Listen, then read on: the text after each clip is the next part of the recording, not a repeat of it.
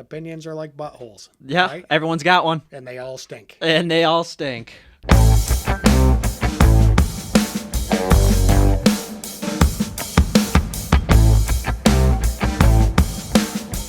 Hello and welcome to the Eagle's Nest, episode 10. This week we welcome on an old teacher, a good friend, Todd Manning, Mr. Manning as I know him. Mr. Manning, tell me a little bit about yourself. Oh, let's see, Jack. Let's see, I'm married, 3 children. All my kids are older than you. Yep. They all went to Binghamton High School, live here in Binghamton. I teach at Woodrow Wilson Elementary, retired Marine, and yeah, that's about it. Hey, that's pretty good, I think. So this episode, guys, just so you know, we're going to be talking about Mr. Manning's time in the Marines in general, and we're going to be talking about his teaching and how that the Marine life has moved into the teaching life and how it shaped everything. So first off, I want to ask you, what rank did you obtain? I retired with the rank of Master Sergeant. Okay, so how far along is that? So that's what they call pay grade E8. So the only ranks above me would have been Master Gunnery Sergeant. Okay. Or Sergeant Major, which is E9. And then above that is Sergeant Major of the Marine Corps. So. Oh, so you were pretty high up there. Yeah, I did okay. I fooled the Marine Corps into promoting me a few times. Well, hey, at least you got there. That's what's important. So what was your point in enlisting? Why did you want to enlist? You know, from the time I was a little boy, probably 7, 8 years old, I always knew I wanted to be a Marine. Okay. My dad served in the 82nd Airborne, but I had 2 uncles that were Marines. Not that they were a great influence on me, but you know, I was always kind of into war movies, war books. I gotcha. Things of that nature. So it seemed like a fit. Yeah, it makes sense. So, I mean, you know Matt, obviously. Matt just went and joined the Marines. He went out, and he's out right now. You think he's in basic. So, I know with him, he had quite a difficult time telling people that he was joining the Marines. Did you find that the same? Was it troubling for you to try and tell your family and friends? Not necessarily, but this is how I went about it. Because I was I was 20 years old when I enlisted, and I didn't feel tried college. Yeah. And realized that at that point in my life I wasn't ready, or didn't want to be there. Yeah. Something. So recruiter called me. We'd been talking, and I just said, "All right, dude, let's do it." Yeah. So he drives me up to Syracuse. I do all the stuff, sign the papers, do the swearing in, come home, drop the papers on the table where my folks were sitting. Yeah. And then I walked out the door. And so when I came back, I just went outside for a walk. Yeah. And my parents were like, "Oh, so when do you leave?" I'm like, "I don't know, whenever they can send me." Yeah. So my parents were supportive. Okay. It's not as if they were worried about, yeah, yeah, what's going to happen? Because at that time, it was 1989. Yeah. Yeah, there was problems with the Soviet Union. Yeah. But, we didn't have kids deploying every 7 months. Yeah. So. Okay. So, yeah, I get what you're saying. So when you went to basic for your first time, what was the first impression of that? Were you expecting what you got, or did you get something that you were not ready for? That was long before the YouTube era, so they didn't have all these wild videos that you could watch. And the recruiters, you're kind of taking them, their word is gospel, and sometimes they're just bullshitting you. Yeah. So and they want to screw with you a little bit. Yeah. But and I'd seen movies or whatever, and of course Hollywood has a tendency to over dramatize. Excuse me. But no, I left. We got to Charleston Airport, and I had to put my head down for 3 hours. And then we got on a bus. And then when we rolled into Parris Island, and a drill instructor jumped on the bus, then I was thinking, "Oh shit, did I make a mistake?" Yeah. Because now it's real. Yeah. And it's like a punch in the face. Yeah. But then, after that, whatever it is, you just do the best you can. Do you have any interesting stories from basic? I know you always hear absolutely, of people getting yelled at in the morning roll call or something? It was a constant. Yeah. It's just the way it is. And it was funny because there was like 5 kids from upstate or New York State. 4 of us were from upstate, and 1 kid was down, like Sullivan County area or something. And my senior drill instructor was from the Bronx, so he knew where Binghamton was. But anyone else, I'm sure you've found this in your life. Yeah. You say you're from New York. Yeah. Immediately they think the city. Yes. So my drill instructors, partially just to screw with us, anytime they saw graffiti anywhere, it could have been just, an errant spray paint, because there's not too much graffiti at Paris Island. They'd say, "Okay, New York boys, start pushing." So that we just have to drop down and start pushing, and then they, push-ups, side straddle hops, crunches, run in place, push-ups, and just screw with you. Just messing with you. Oh yeah, and the quicker you realize they don't hate you, they don't dislike you. It's just, and then years later I find out that, or I ascertain that a lot of that is your training schedule, the dead periods in your training schedule. Okay. Well, they got to do something with Yeah. it. So, and I found that out when I attended a graduation for my brother-in-law. And a guy I went to boot camp with was a drill instructor. Oh, at okay. that time, because I walked by and I heard somebody say, "Hey, asshole." Yeah. And I look and I'm like, holy crap. And this kid was a screw up. Yeah. At boot camp. I mean, he laughed all the time, which they frown upon. Oh, yeah.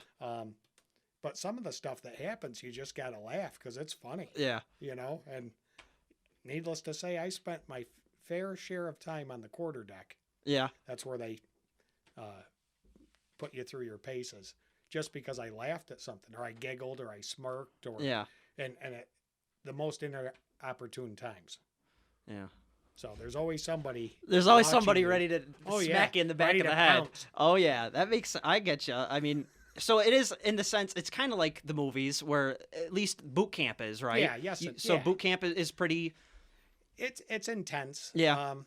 And of course, anybody that, I enlisted in 1989. Anybody that enlisted before me, well, you're not shit. Yeah. You're nothing. You know, that's, the Marine Corps was harder back 3 months before. Yeah.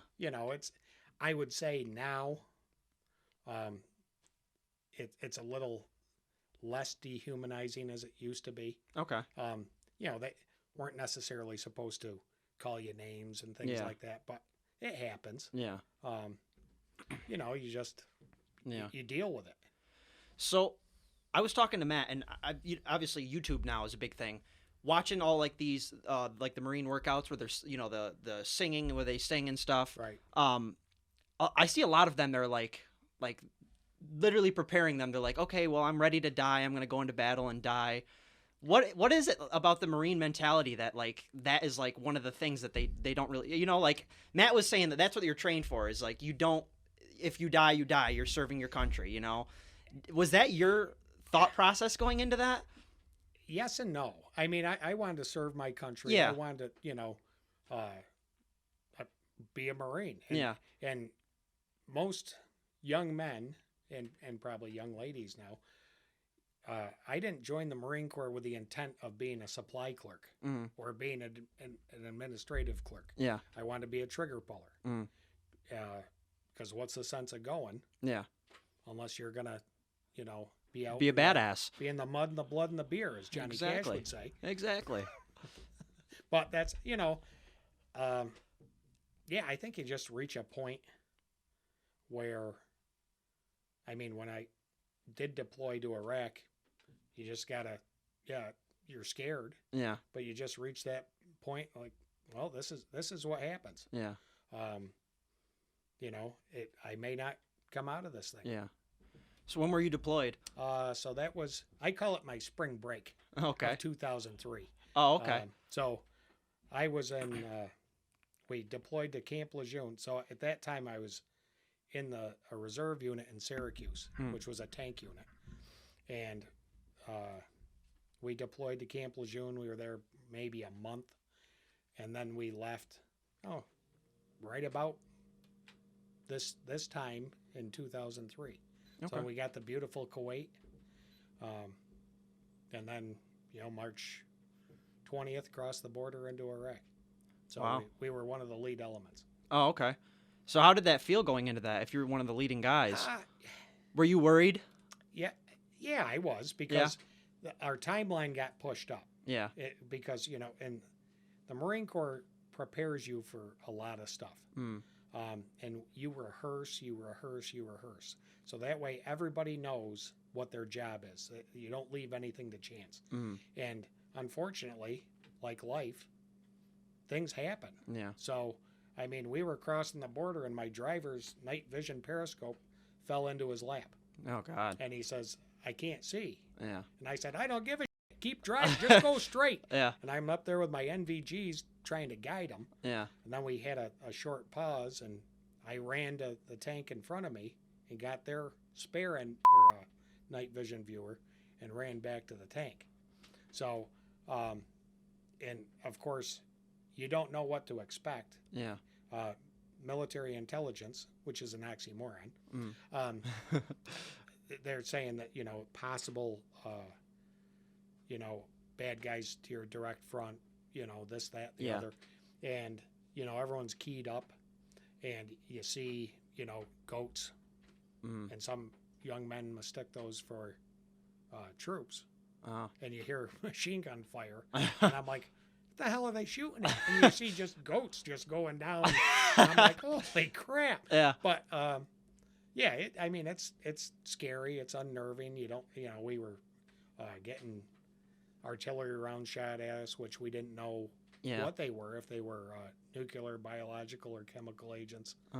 So you have a NBC suit, or a MOP suit, they call it, method of protective posture, and then you have to put your gas mask on, which is not an enjoyable process because it's hard to communicate. But it's if that's the thing that's going to keep you alive and in the fight, that's what you have to do.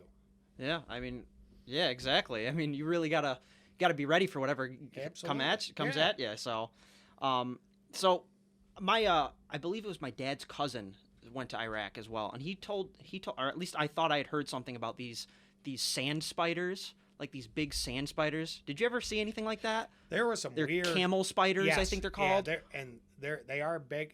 I never saw one up close. Yeah, but the wildlife there is. Because he was telling us, because he was a like machine gunner. I think I don't know what he was on, but he used to tell us that he would see them and he'd like pick them off in the sand. He'd just blow them right out of the sand, and they were like this big. Yeah, they're big. They're like, I don't know if you've seen the movie Arachnophobia from back in the 80s. They're like steering wheel size. Yeah, right. They were big. Yeah, and so that's what rarely did you. You don't sleep on the deck. If you have a cot, you would use that, or we just slept on our tank. Yeah. So that way you weren't down on the ground. Yeah. So are there any weird bugs? Like, did you see any weird bugs that you wouldn't normally see around here? I don't know. I don't think so. I mean, some of the things, seeing camels on an everyday basis. Yeah, it's probably weird. It's kind of interesting. And goats all over the place, and every Iraqi village, town, whatever, and they weren't large by any means until we got to say Baghdad, but there were stray dogs. Oh, really? By like the hundreds. Oh, okay. And my tank crew adopted one. We were just outside of Baghdad, and it reminded me of a dog I had when I was a teenager. So I let them keep it for like a week, and they fed it. But then we had to move on, and I'm like, well, boys, you can't bring it. Yeah. Thing has to stay here. Yeah. But it was a cute little thing. But there's, dogs all over the gosh darn place. Yeah. So did you have to learn the language over there? Nah, Marine Corps, the acronym, keep it simple, stupid, KISS. So that way, we were given a handbook. Oh, okay. Basic terms. But the language barrier, and we didn't encounter too many folks other than say, enemy prisoner of war. And they understand when an M16 is pointed locked at and them. loaded, Yeah. or the 9mm. Yeah. They understand, get down. Yeah. They understood, and they had dropped their weapons long before, because they didn't want to die. Yeah. If they were stupid enough to shoot at us, well, they would have been. Then it would have been a different story. And it's a barrage. Yeah. Because not just one tank shoots back. Yeah. Usually your section, which is 2 tanks, or the whole platoon. Yeah. Because you'll hear somebody say, enemy contact 3 o'clock, and gun tubes swing over, and you're just getting after it.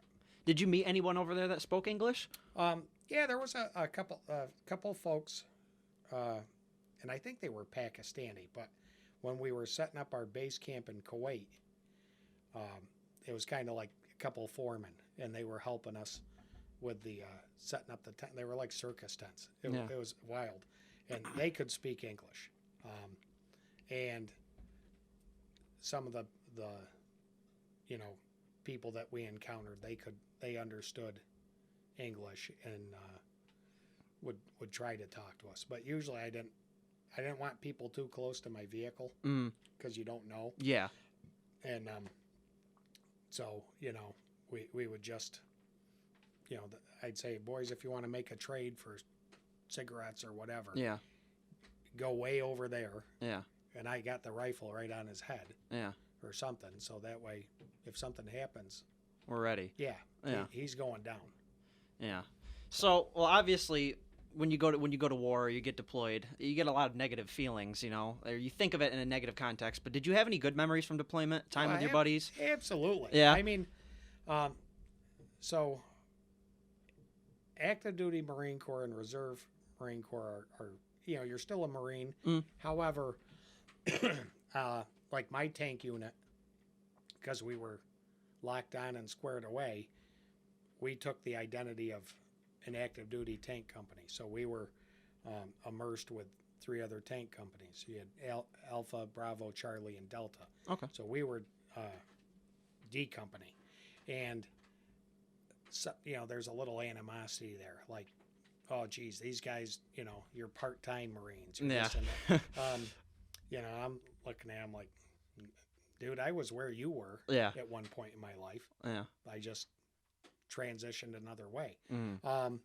But like the Marines I had, most of them were going to college. They were, we had guys that were electricians, plumbers. They had to leave. We had probably 5 police officers. So they had to leave their lives behind to come. And most of those guys that I went overseas with are the closest things to brothers outside of my, actual family. Yeah. So, I mean, I still talk to, 4 or 5 of them on a regular basis, or we'll, text each other or whatever. Yeah. And the nice thing is you can go 5 years without seeing a guy. Yeah. And you bump into him somewhere. It's like you never, you just pick up the conversation where you left off. Yeah. Because that's happened more than once. Well, I feel like in that situation, too, it's kind of hard not to build a bond with those people, right? Yeah. I mean, especially like a tank crew. Yeah. You have 4 crew members, and, you have to get along, or at least respect each other enough that, you're not going to screw the other guy over. Yeah. So, I mean, that is the Marine Corps mentality. You're worried about the guy in your right and your left. And that's what you do. Yeah. How has your time in the Marines affected you as a person? Oh, as a person? Yeah. I mean, I'd say it's definitely way more positive. Because you're so focused when you go to boot camp, and then when you graduate, it changes you as a person. So, and because at boot camp they don't let you use the pronoun I. Really? It's this recruit, and you don't say we, me. You don't do that, because they're stripping away all of your, as they refer to it, civilian nastiness. Okay. So, because let's face it, many people in the outside of the military establishment, they're worried about them. Yeah, they're very selfish in that sense. And that's understandable. Yeah. You want to do the best you can in life. Yeah. However, the military, you got to worry about other people. Yeah. It's not just doing your job, because your job impacts so many other people. Yeah. And it's a real team concept. Mm-hmm. So how has your time in the Marines affected you as a teacher? Oh, goodness. Well, that first year at Woodrow Wilson, it was interesting. It was interesting, yeah, because I came home and had to finish up do my student teaching. I had to take like 2 more courses at SUNY Cortland, and then I think I was training in Texas, and I called home and spoke with my wife, and she says, "Dad, you got a job offer." Yeah. And I said, "Well, what'd you say?" She said, "I told them you'd accept." Yeah. But they said you can't accept on his behalf. So when I came home, I had to call Binghamton City Schools and say, "Yeah, I'll take the job." Yeah. And that first year was kind of interesting because they set me up with a mentor. Mm-hmm. Miss Davis is. Oh, is Miss Davis? Yeah, Miss Davis is a mentor. That's awesome. And so, and I think some stories had circulated like, "Oh, this guy is coming from the military." Yeah. And so, I think the pucker factor for some people at Woodrow Wilson, they were a little cautious. Yeah. Because they didn't know what kind of person I was going to be. Yeah. This or that. And I'm thinking, oh, geez, Then I met Miss Davis, and we worked closely and developed a bond almost immediately. Yeah. But yeah, there was times where I probably said things I shouldn't have said, or the way I say things sometimes isn't received well. Mm-hmm. And in an elementary school, it's difficult anyways, because there's 95% of the staff are women, and then you have a few men sprinkled in, and then I come into the equation, and it was it was different. Yeah. As I know, there was one particular occasion. It was my first year, and teachers are notorious for making copies. Yeah. Right? And, I get it. You got to get stuff ready for the class. And I went to make one copy. That's all I wanted, one copy. And there was a woman in front of me, and the printer malfunctioned. Mm-hmm. So, of course, she was very distraught that she couldn't make her, 20 or 30 copies or whatever. So, of course, I said something along the lines of, well, if you had your squared away to begin with, this would have been done. Yeah. And, of course, the look of shock and horror on her face was, I can't believe you said that. Yes. Yeah. So I said, is this a problem? Yeah. Well, I have to get things ready. I said, well, why don't you tell the poor bastard who's running across a field right now with a 100-pound pack on his back getting shot at? Yeah. If this is a big goddamn problem. Yeah. And of course, then I walked away. Yeah. Thinking, that's it. Yeah. And had to go see the principal. And I'm thinking, gosh, I'm a teacher. Why am I going to the principal's office? Isn't that my job to send kids there? Yeah. And Dr. Green, told me, Todd, you need to be a little more sensitive. Yeah. In your surroundings. Mm-hmm. And I said, yes, sir. Yeah. That was it. But, and for the life of me, I cannot remember the woman's name. And I probably wouldn't mention it anyways, because who knows, then I might have a brick thrown through my front window or something. So the fans or people watching or listening, watching, whatever they're doing, they don't know this, but you used to do PT for your students when they were bad. Absolutely. When did that start, and how did the other teachers react to that? So it started like almost immediately. So PT is physical training, otherwise known as physical torture. But I passed it off as we got to keep these kids moving. Yeah. Because if you're active, your brain works better. But it was funny because my friend, Mr. Liberati, who's now a teacher down in Connecticut, and he and I went to Cortland together, and we actually got hired as long-term subs initially. So he was in 3rd grade, I was in 5th. So the next year, the teacher he was replacing came back. So he was just subbing. So I had to be out for a day or half a day, I think with Miss Davis, doing the mentor-mentee deal. And so I came back to the classroom at the end of the day, and he had left a note, because I said, leave me a note, let me know how things went. Yeah. Things were okay, blah, blah, blah. So I didn't believe him, so I called him up. And I'm like, so how did the day really go? Yeah. And he says, dude, they were bad. Yeah. I said, what do you mean bad? He says, well, just kind of squirrely and disrespectful and this and that. So the next day was Friday. And I said, ladies and gents, you have embarrassed me. You have embarrassed yourselves. Yeah. I said, you are going to pay. And they all looked at me, and one kid said, pay. He says, I don't have any money. I said, dude, you're going to pay in sweat. So I said, stand up. Now, we didn't have Common Core and things like that back then. So it was a little, as long as you're within the confines of what you could do. So I said, stand up, line up. And we went outside because it was April, May time frame. And I put them in 2 ranks and then showed them how we were going to, do a little cadence run. Yeah. So I said, when I say left, that left foot is hitting the ground. I said, you need to stay close enough so we don't have the old slinky effect. Yeah. So we, I think, what was it? 6-7 laps around there at Wilson was a mile. Yeah. Yeah, I think we did about 21 laps. And in between every 5th or 6th lap, then I'd just say, okay, push-ups now. Yeah. Side straddle hops now.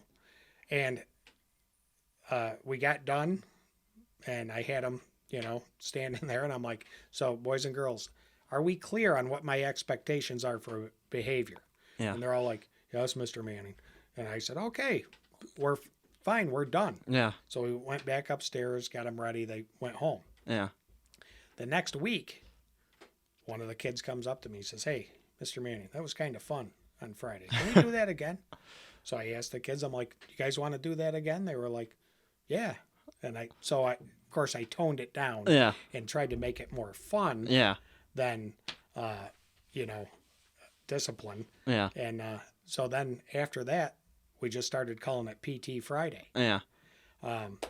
But I would utilize different things in the classroom, like, hey, you don't want to do what you're supposed to do? Yeah. Good. Did any of the teachers have a problem with it? I think some of them did, but nobody ever said anything to me. No. And Dr. Green was rather supportive. Yeah. But some teachers didn't like it when I would march the kids through the hallways. and I taught them to, hit their heels. Yeah. Like they do at boot camp. And some of the teachers would say, well, Mr. Manning's disturbing my class. And I'm like, well, they know where my room is. Yeah. You can come up and talk to me about it. And, and I would have tried to been gracious about it and understanding, but really nobody complained too much. I think Mr. Green was, using the old soft soap routine on everyone, saying, we got to give him a little space because, he just came back. Yeah. So whatever. So what made you want to become a teacher in the first place? And why 5th grade? What was 5th grade the pick? Well, it really wasn't the pick. I kind of just fell into it. But, even when I was in high school with, helping out coaching and things like that, and initially I thought, oh, gee, being an art teacher would be cool because I was a pretty decent artist and, it's kind of nice and quiet and soothing and things like that. And then... I was married, had 3 children, was, doing flooring with my dad and brothers and stuff like that. And I was like, I said, I got to do something other than this. Yeah. And teaching, I'm like, screw it. I enrolled at BCC and, got my degree there. Worked third shift, came home, got the kids off to school or whatever, and then, I'd go to school during the day and then work at night. Yeah. So when my kids were having their cereal, I was having a beer. So that way I could try and sleep. Yeah. But in fifth grade, it's just so happened that at Wilson, so I guess that they have a list of people and they interview you and this and that and the other. And Dr. Green always tells me, he says, "Oh, I held out for you because I needed somebody like you." Yeah. And fifth grade was available. Yeah. Because one teacher had transferred, so they slid me right in there. And so thankfully I haven't left. Yeah. Because it would have been my preference. They asked me in my interview, what would you prefer? Yeah. I'm like, well, third and higher. Yeah. I mean, I love little kids, but there's no way I could be a kindergarten teacher. No. Absolutely not. I'd be good for about an hour. Yeah. Then after, I think I would just, and I'm much more patient now than I was years ago. But so fifth grade it's worked out for me. Yeah. Now, Mr. Gregory was my fourth grade teacher. You guys used to play football at lunch all the time. When did that start? Well, that's another. So, Mr. Gregory had done it. He was the quarterback, and when I was hired, I was there getting my room ready, and Dr. Green just comes up in his very opaque fashion, and he just said, "You want to work lunch and recess?" And I said, "Are you asking me or telling me?" He says, "Well, I can tell you, but," he says, "extra couple grand a year," and I'm like, "All right." I said, "What do I have to do?" He says, "Well, Mr. Gregory plays football with the kids." He says, "You could help him with that." Yeah. And then lunch duty, that was stand around and, watch the kids. Just watch. Make sure they're not being crazy or anything. So that's how that started. So So Bruce would have one side. We'd just divvy the kids up, and I'd have the other side. Yeah. And then we'd play our two-hand touch games. Yeah, I was pretty terrible back in the day, but you were okay, Jim. I was okay. I think my greatest achievement was when I caught that interception and then ran it back into my own touchdown. Well, listen, at least you caught the thing. I caught it. I did. And you learned as we went along. Yeah. But that was the nice thing about those games. I mean, the kids just had fun. We always had a few hot heads. Yeah. But typically, we just say, well, if you don't like it, go do something else. So off they would storm. And but that's. I remember one time specifically. I'm not going to mention the name, but it starts with a D, and I think you know who I'm talking about. Once I start the story, obviously, Mr. Gregory. This person was arguing with Mr. Gregory. He didn't want to leave or something. Mr. Gregory grabbed him by the back of the neck and literally dragged him inside, up to the office. Yes. It went, and then that was a whole thing, right? Or didn't he try and get Mr. Gregory in trouble or something? Yeah, he tried, but I mean, that's a different situation. Like, people knew. Yeah. Okay, Mr. Manning and Mr. Gregory have like 45 kids occupied over there. Yeah. Some of which would have gotten into all kinds of problems had they been elsewhere. Yeah. So I think they kind of let us do what we had to do. Yeah. And if the young man had been a little more respectful, that wouldn't have happened. Exactly. So don't be stupid and do stupid stuff. Exactly. So I got to ask, what do you enjoy most about your job now? I enjoy it a lot less now. I'll be honest with you, and only because, with online learning and everything. And I'm not made that way. Yeah. I'm like to be with the kids. Mm-hmm. I mean, that's I think my biggest strength as a teacher is building relationships. Yeah. And kids understand that, there's not too much bull crap in my game. I tell you what I think. And I try to be nice about it and respectful.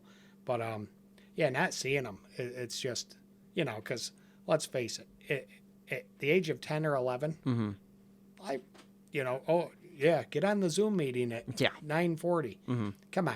Yeah. And, some kids are looking after their younger siblings. Some kids had to stay up all night. Yeah. Some kids just don't give a crap. Yeah. And, their folks are working. Hey, parents got to work. Yeah. So I try not to get too obsessed with it. I mean, it angers me to no end. And so when I'm done with a Zoom meeting and I send the kids to, their special or, okay, here's work to do. I expect it done. Then I will, vent a little bit. But it's, it is what it is. But I mean, I enjoy working with the kids. Yeah. And because, you may have a class of 20, 21 kids. Yeah. Maybe only 10 of them are invested. Well, it's my job to do the best I can for those 10. Yeah. Okay. The other ones, hey, you're here. Yeah. Maybe you'll get something out of this, because you never know. Yeah. In 5th grade. I mean, I had a young man pull up a couple of years ago. I was getting in my car. Rickety old pickup truck pulls up. Guy with a beard. He's looking at me. He says, "Hey, Mr. Manning." I'm like, "Dude, you got me." I says, "You got to help me out." And he says, "Oh, it's Dylan." Yeah. And I'm like, "Oh, Dylan, how are you?" And I'm like, "What are you doing?" He says, "Took over my dad's garage. I'm married. I got 3 kids, this, that. So there's a kid." Yeah. Yeah, school wasn't for him. Yeah. He knew it. I knew it. Yeah. But he was a nice kid. He did the best he could. And I knew he wanted to work with his hands. Yeah. He certainly wasn't going to go to college thereafter. Yeah. I mean, he said it. Yeah. He says, I'm not going to college. Yeah. He says, I'm going to work. Yeah. So, And for some people, that's the right path. Absolutely. Not college is not the be all end all. Right. And I've always had an issue with that. Like teachers always driving it down these kids' throats. Like, oh, you got to go to college. You got to do that. No, you don't. No, you don't. What if a kid wants to join the service? Yeah. So you enlist when you're 17. You can retire at 37. Yeah. Or you might even go further. Yeah. My father was a flooring installer. Yeah. When I was 13, 14, helping my dad, being forced to help my dad, I would think, I'm never doing this bullshit. Yeah. Oh, gee, there we are. Yeah. So there I am in the summer, doing, but I enjoy it. And it's, you'll learn to appreciate, those lessons. And, and my father was not a gregarious man with his sons. And, he just kind of show us. Yeah. And then you do it on your own. He liked that when you took initiative. So you'd do something, and he'd look, and he'd say, "Yeah, it's all right." And then he'd walk away, and you're like, "Oh, geez, what the?" Yeah. But then he would tell my mom later, "Oh, boy, the boys did a nice job." She says, "Well, don't you ever tell them?" Yeah. And he says, "Well, no." But my dad didn't. Yeah. He didn't grow up that way. Yeah. He didn't have the greatest family life growing up. So, but yeah, it's just, now instead of sitting around doing nothing in the summer, I got things to do. Yeah. I need things to do. Yeah. Because, Mrs. Manning would have me just doing all kinds of weird stuff around the house. Yeah. And sometimes, sometimes I get myself into trouble, and I'll paint one wall, and I'm like, well, now the rest of it looks like crap. So now I got to do the rest of it. And then the next thing you know, I'm tearing out the floor, and she comes home and she's like, "What are you doing?" And I'm like, "Well, a little renovation here." Yeah. Yeah. So I have to ask you, how has school changed since I was in 5th grade? Oh, wow.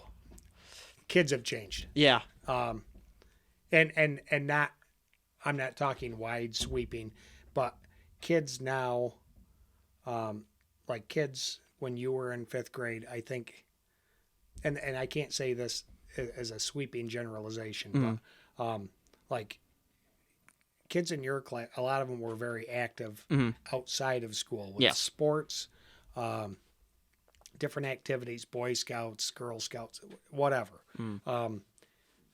The kids now, and there's a lot of them that do different stuff, and I think that's great, but they're much more technologically savvy, and I think a lot of them kind of go in that direction. Yeah. Instead of, and I understand when it's 10 below 0, well, who's going to go outside? Exactly, yeah. Then I get the video games and everything. Yeah.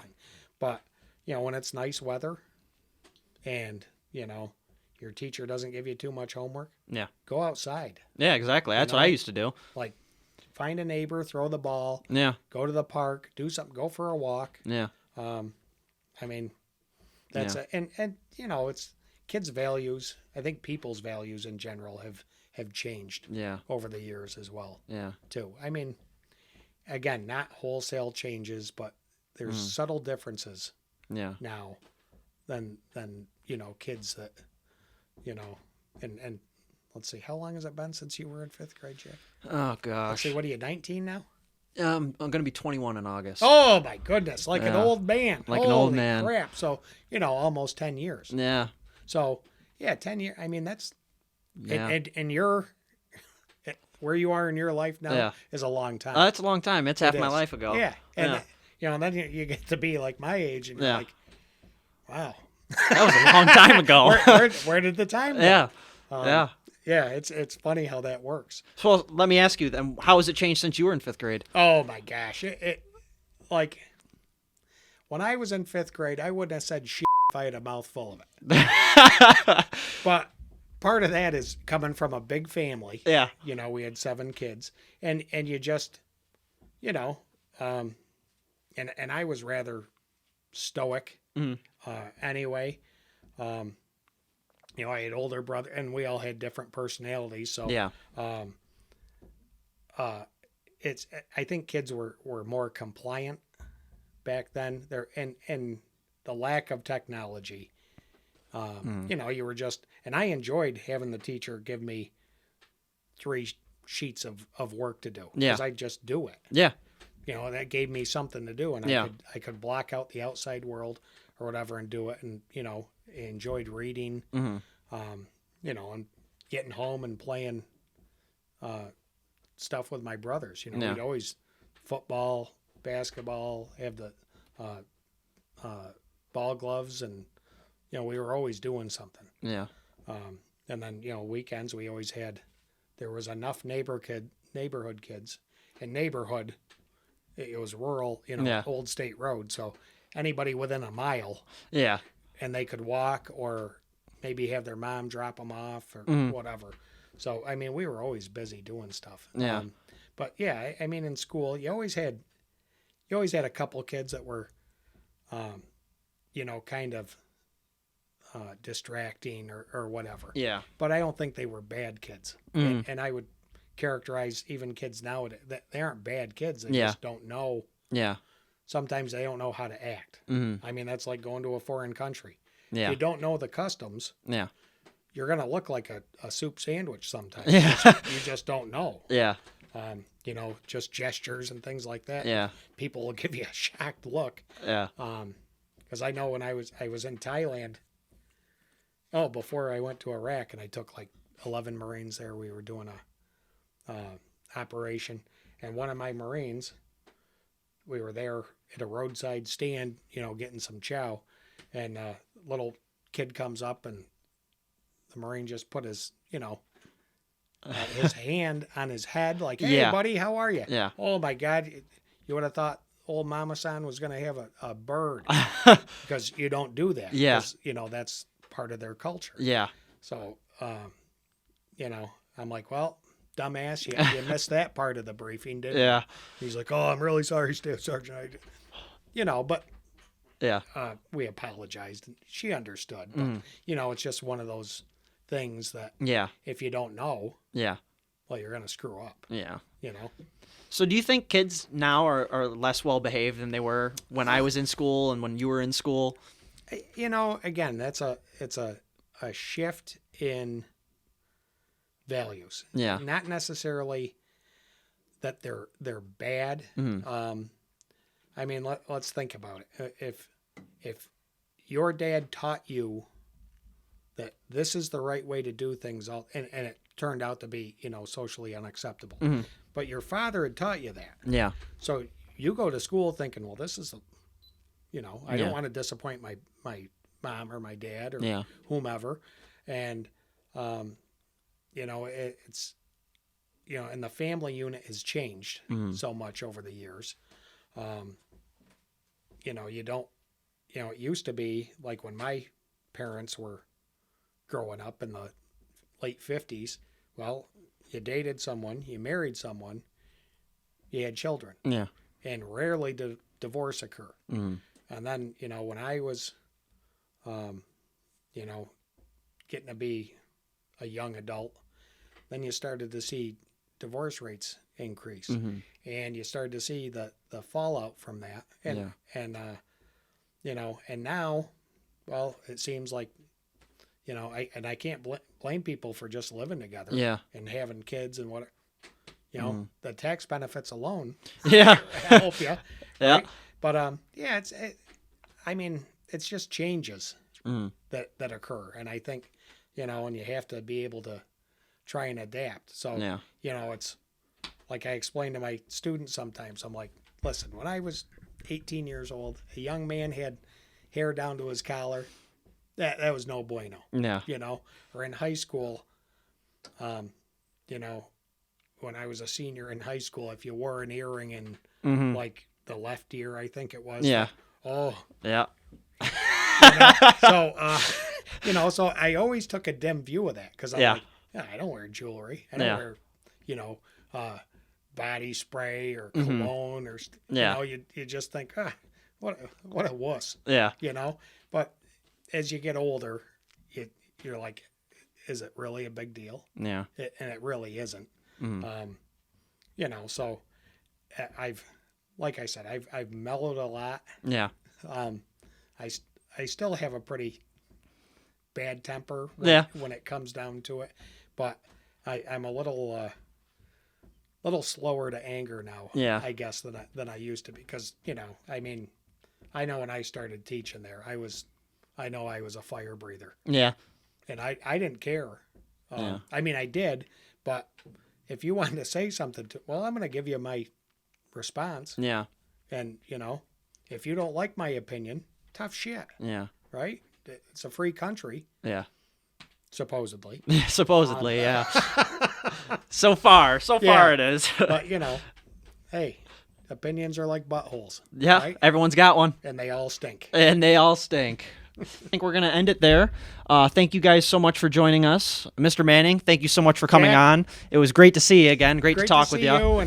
And as I said to you, a little humbled. Yeah. I hope somebody will laugh at some of my I was laughing the whole time, so that's all I care about. Good bearing though, Jack. You kept it together. Yeah. Well, thank you so much for coming on, Mr. Manning. Sir. I truly appreciate it. Thanks for having me. Thank you guys again so much for tuning in, and I hope to see you guys in the next episode. Peace.